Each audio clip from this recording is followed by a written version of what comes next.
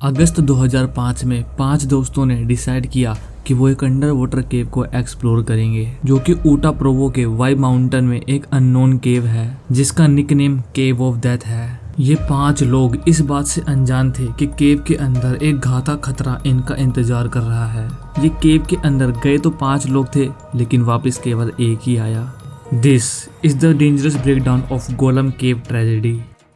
17 अगस्त 2005 को एक डांस ग्रुप के 5 मेंबर डिनर करते हुए डिसाइड करते हैं कि वो एक सीक्रेट केव को एक्सप्लोर करेंगे, जो कि यूटा के प्रोवो में BYUS कैंपस के बगल के वाई माउंटेन में स्थित एक अननोन केव है जिसका कि कोई नाम नहीं है। लेकिन वहाँ के स्टूडेंट इस केव को गोलम केव या केव ऑफ डेथ यानी कि मौत की गुफा कहते हैं, जिसे कि कुछ ईयर पहले ही 2 लोगों ने फाइंड किया था। ये केव देखने में बहुत छोटा लगता था, लेकिन यह उतना ही खतरनाक भी था। इस केव में भी नट्टी पुट्टी केव की तरह पतले पतले रास्ते थे, लेकिन घबराने वाली बात तो ये थी कि इसके अंदर बहुत सारा पानी भी था। लेकिन जो सबसे हैरान कर देने वाली चीज थी वो थी ये 18 बाई 20 इंच का पानी से भरा रास्ता, जो कि एक तरफ से दूसरी तरफ 18 फीट तक जाती है। इस केव में जाने के लिए पहले वाई माउंटेन में हाइकिंग करना पड़ता था। इस केव का एंट्रेंस देखने में बहुत पतला और डरावना लगता है। एंट्रेंस में भी थोड़ा पानी था। केव के अंदर पानी होना ही इनको काफी इंटरेस्टिंग लग रहा था। सुबह के 2 बजे ये 5 लोग माउंटेन से हाइकिंग करके केव के पास पहुंच जाते हैं।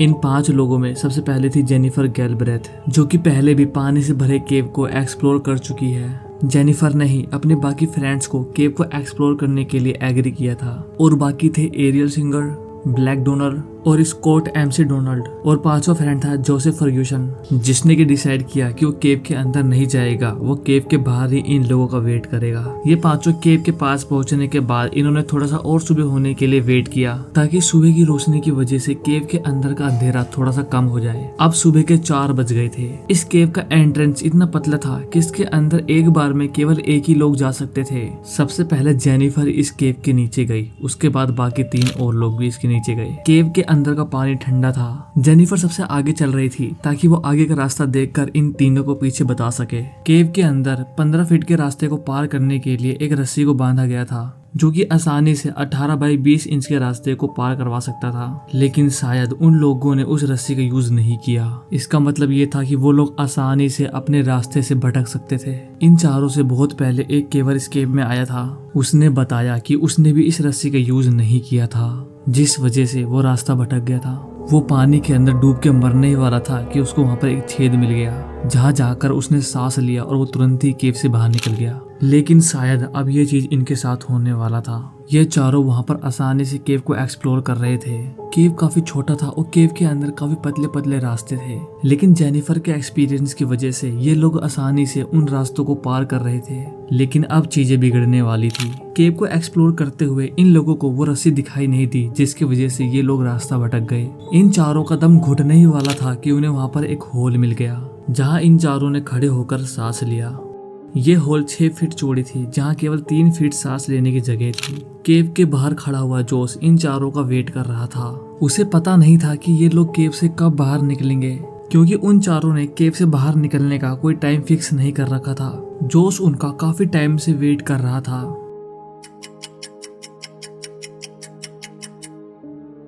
अब सुबह के 5:30 बज गए थे, लेकिन वो अभी भी केव से बाहर नहीं निकले। इसीलिए जोस केव के थोड़ा अंदर जाता है और टॉर्च मारते हुए उन्हें आवाज देता है।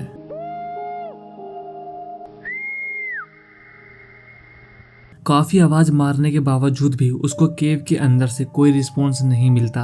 ये देखकर जोस काफी ज्यादा घबरा जाता है। जोस उन चारों को फोन भी नहीं कर सकता था, क्योंकि ये एक अंडर वाटर केव था। इसीलिए उन चारों ने अपना फोन वगैरह जोस को ही पकड़ा रखा था। इसीलिए जोस अपने बाकी दोस्तों और फैमिली को इन्फॉर्म कर देता है।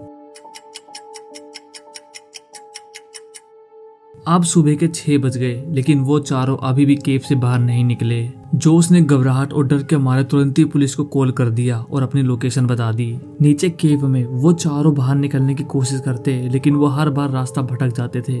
लेकिन उनके मौत का कारण ये बना कि केव में केवल 21% ऑक्सीजन था और 79% नाइट्रोजन। केव स्थिर था और केव के अंदर पानी भी एक जगह पर रुका हुआ था। केव चूना पत्थर और मिट्टी से बना हुआ था और केव में कुछ पौधे भी थे। इसीलिए केव में ज्यादा कार्बन डाइऑक्साइड गैस बन रहा था।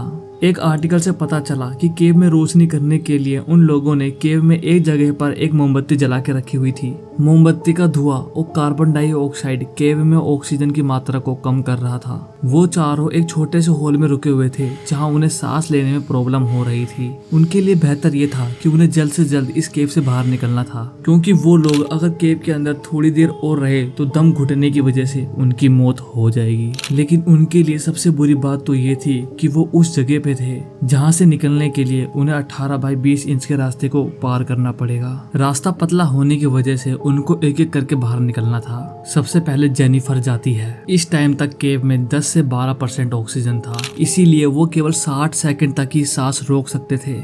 केव से बाहर निकलते टाइम जेनिफर को वो रस्सी नहीं मिली जिससे कि वो आसानी से केव से बाहर निकल सकती थी। अब ये पॉसिबल था कि वो रास्ता भटक सकती थी। जब उसे रस्सी नहीं मिली तो वो वहीं पर रुक गई। केव में बहुत ही कम ऑक्सीजन होने की वजह से उसका माइंड काम करना भी बंद कर दिया। थोड़ी देर बाद जेनिफर पानी में बेहोश हो जाती है और वो केव के एक अनजान जगह पर चली जाती है। बाकी तीनों को लगता है कि जेनिफर शायद केव से बाहर निकलने में सक्सेसफुल हो गई है, इसीलिए बाकी और दो भी धीरे धीरे केव से बाहर निकलने की कोशिश करते हैं। लेकिन उनके साथ भी वही होता है जो जेनिफर के साथ हुआ। अब उस होल के अंदर चौथा और लास्ट केवर था। उसको शक हो जाता है कि उसके बाकी तीनों फ्रेंडों के साथ केव के अंदर कुछ न कुछ तो गलत हुआ है, क्योंकि अगर वो तीनों केव से बाहर निकल चुके होते तो वो उसको आवाज जरूर लगाते। चौथे केवर को शक तो हो गया था, लेकिन उसे ये नहीं पता था कि उन तीनों के साथ एग्जैक्टली हुआ क्या है। केव में ऑक्सीजन की मात्रा अब धीरे धीरे कम होती जा रही थी। चौथे केवर की भलाई इसी में थी कि वो बिना कुछ सोचे समझे उसे तुरंत ही केव से बाहर निकलना पड़ेगा। लेकिन जैसे वो उस रास्ते से बाहर निकलने की कोशिश करता है, उसके साथ भी वही होता है जो उन तीनों के साथ हुआ।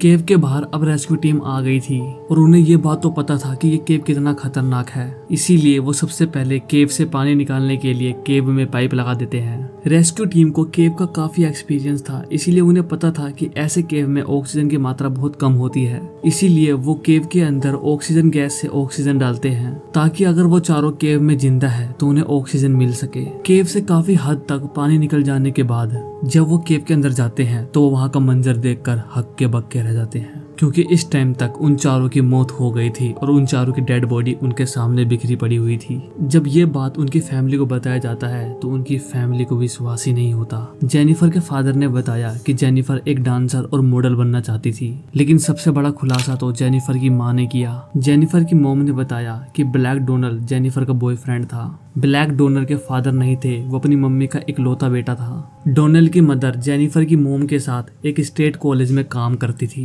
लेकिन ब्लैक डोनल्ड के मर जाने के बाद उसकी माँ अब अकेली पड़ गई थी।